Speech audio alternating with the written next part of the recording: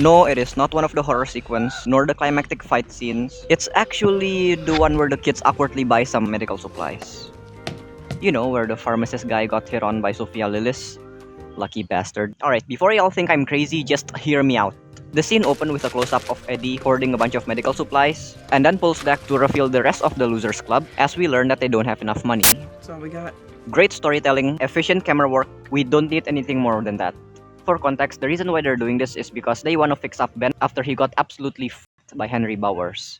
Then the scene cut to Beverly on the other side of the store. I love this shot of Beverly standing over a bunch of products. I know this is probably supposed to be symbolic because she is facing her teenage years, so it would make sense for the boxes of tampon to loom over her. But aside from that, I think it's just a very aesthetically pleasing shot. The camera then slides over to follow her, narrowly avoiding the bully girl from earlier, and smoothly landing to her first introduction to the rest of the Losers Club.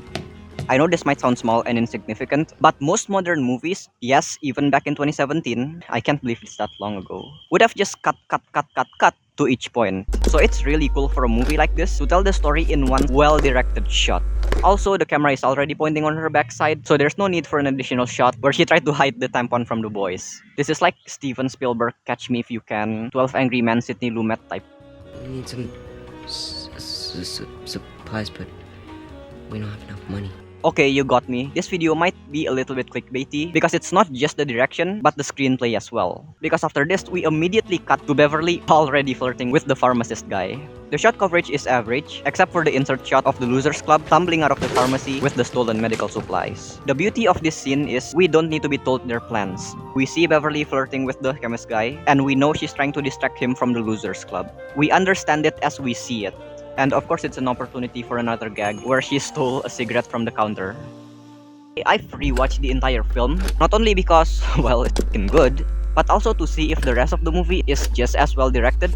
And no, this is an outlier.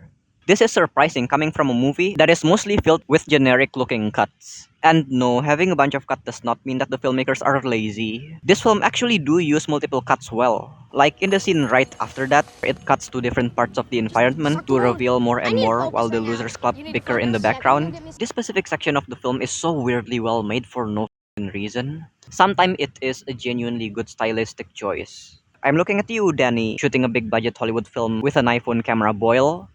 You crazy madman. Compared to the rest of the film, I always find something new to appreciate in this scene directing wise. Like, I don't know if the comedic timing of them dropping the products on the floor is intentional, but it is impeccable either way. The only negative I can find is this shot where Beverly looks like she is staring into the distance. I kinda wish she would have looked back at the counter, or smirk, or give any insinuation that she just got an idea, but anyways. In a world where rapid cuts and multiple angles are becoming the default instead of a conscious choice, I think we should still have a little room to appreciate something simpler and sleeker.